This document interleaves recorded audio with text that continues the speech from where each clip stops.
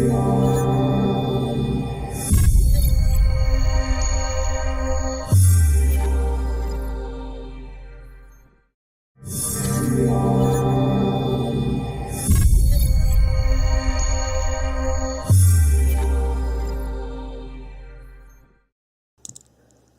we're going to talk about the Rolex Submariner non-date, reference number 14060M.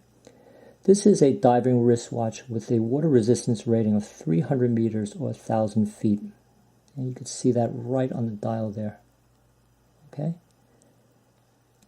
The case and bracelet are crafted from 904L steel, which I believe only Rolex uses.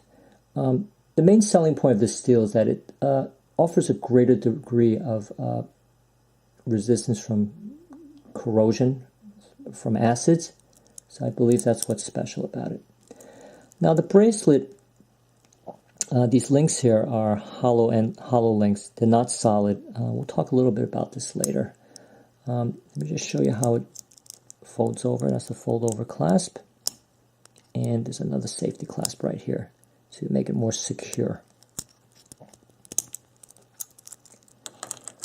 The bezel is a unidirectional 120 click bezel. This is what I mean by click.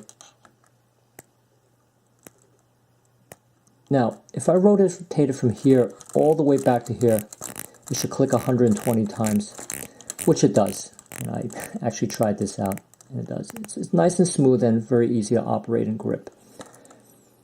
As you can see, there are minute markers on this aluminum bezel, which is used to measure elapsed time. The newer Rolex subs have ceramic bezels. It also has a Breguet overcoil, unlike the previous one, which I believe had a flat overcoil. And finally, the reversers have been updated in such a way to make winding more efficient. Now, the power reserve on this watch is approximately 50 hours. So it's a good amount of power reserve. You could leave it on your nightstand for 2 nights and it'll probably still work. Let's talk a little bit about what I believe are some of the slightly weaker points of this watch. Ideally, the lume should be more, the indices should be a little bit bigger and the lume should be a little bit better. I think if I were a diver, which I'm not, I'd probably appreciate more legibility under slightly murkier water conditions or underwater. And this has been corrected for or adjusted for in the newer Rolexes, which sport these so-called maxi dials that have bigger hands and bigger indices. And I think the Super Luminova is a little bit brighter, I think. I also want to point out, if I failed to point out earlier, there's Super Luminova here too on this bezel dot here. Now let's talk about the bracelet. Everyone loves talking about this bracelet. These links are stamped metal. They're not solid. Now, this bracelet has been referred to as being flimsy, tinny, cheap. Whatever non-complimentary term you've heard about the bracelet, it's probably been used. Personally, it would be nice if the bracelet had solid links, which the newer Rolexes do. But I think it does the job. It does the job, and it keeps the weight of the watch down. I don't think there are a lot of stories about the bracelet breaking. I mean, I think you'd have to subject a tremendous abuse for these things to kind of break off. So this doesn't bother me too much, but I figure it's something I should mention if I'm going to do a review on Rolex. What else? The sapphire crystal. It'd be great if they domed this a little bit. I think it would give it more of a vintage look. And also, it won't white out under certain conditions. By white out, I mean that on a flat sapphire crystal, if you hold it just the right way in the light at a certain angle, usually something like this, the whole thing will be white color. You can't see at all. And I believe a domed sapphire crystal will eliminate that to some extent. Now, the hands and the indices rather, are ringed with white gold and filled with the Super Luminova luminous material, and so is the dot here. The crown is a screw-down trip-lock crown. You see those 3 dots there? That means it's a trip-lock crown.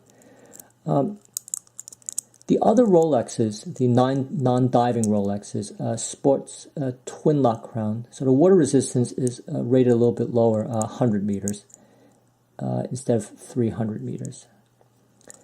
The crystal is a flat sapphire crystal, so very, very resistant to scratches. Okay. The movement is caliber 3130, which differs from the previous movement, which I believe was caliber 3000. The three differences being that caliber 3130 uses a balanced bridge instead of a balanced cock to anchor down the balance wheel, and that offers a greater degree of stability. Also, I chose this version of the Submariner over the one with the date at 3 because I think it's a little bit more symmetrical, more balanced. The date function is definitely useful. Half the time I forget what the date is, but with this I opted over a non-date model. Overall, I love this watch. I think the size is perfectly appropriate. It's not gigantic. This seems to be an unfortunate trend these days where watches are built very, very large, and I don't think it's necessary unless you have huge wrists. So this is more than adequate. I think it looks attractive on most people, men and women alike. And well, you know, it's a well-proportioned watch. What else? I like the fact that this lug width is 20 millimeters. If you want to mix it up a little bit and put this on a G10 strap or a nylon strap, or any other strap, you have a lot of choices out there. It doesn't have any, you know, it's not a strange lug width like, let's say, a 19 or a 21, which I believe is on the Rolex Deep Sea. So it's a very traditional watch. I mean, I think this watch, along with the Blancpain 50 Phantoms, I mean, this is really the mother, or if you include the Blancpain 50 Phantom, the mothers of all modern diving wristwatches. A lot of the things that are commonly found in wristwatches these days that we so-called take for granted, I mean, it's either been invented by Rolex or perfected by Rolex. This whole business with the screw-down crown, all these high water resistances, and the automatic winding movement. I mean, a lot of these things have been perfected by Rolex. So, you know, and I guess the one final thing I want to talk about is Rolex's design philosophy. They tend not to change for the sake of changing. What they do is they make little upgrades every so often. Now, it drives some people crazy, and for others like me, I tend to appreciate that. I don't think you should change for the sake of changing. I think this is a great white shark. It's a perfect entity that's been perfected after like a gazillion years of evolution. So that I appreciate. I mean, with the exception of those very minor things I mentioned, I love this watch. It has a minimal of writing on the dial. It doesn't say superlative chronometer officially certified, but it does keep time to plus 3 seconds a day, which I think it's great. It's perfectly fine. The bezel insert, as I mentioned a little bit earlier, it is not ceramic, it's aluminum. There's a whole big thing now with everybody coming out with ceramic bezels. Ceramic bezel looks a little nicer, it's a little bit more lustrous to the feel. Definitely a little bit higher class feeling, if you will, and definitely less likely to scratch up. But then again, you factor in the cost of replacing that bezel when it cracks. I take the aluminum bezel over the ceramic every time. I'm trying to keep these reviews as conversational as possible. I want to feel like we're at a Starbucks just hanging out and talking about watches. A couple guys hanging out and talking about watches. I don't want to make it too formal. Probably left out some things here and there, but I try to rehearse this as little as possible. Okay, I hope you enjoyed this review.